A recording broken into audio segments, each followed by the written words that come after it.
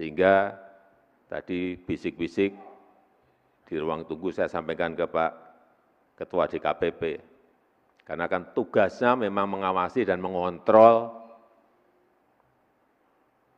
KPU dan Bawaslu.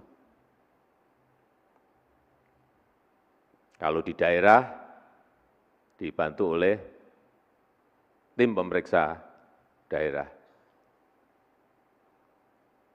Ya memang harus berani mengontrol, tegas mengawasi. Kalau ada yang tidak benar ya berani meluruskan. Tapi sekali lagi, ini pemilu yang sangat besar yang sangat demokratis. Banyak yang menyampaikan bahwa pemilu kita ini gampang diintervensi. Diintervensi dari mana? Di setiap TPS itu ada saksi partai-partai. Semua TPS ada saksi dari partai-partai.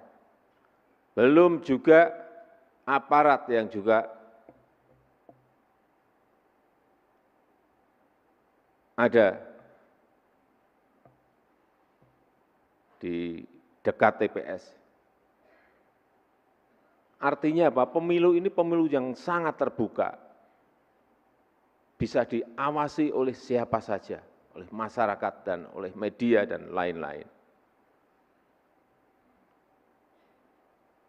Jadi jangan ada yang mencoba-coba untuk mengintervensi.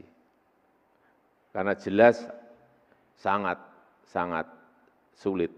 Karena di TPS tadi saya sampaikan, ada saksi dari partai-partai politik.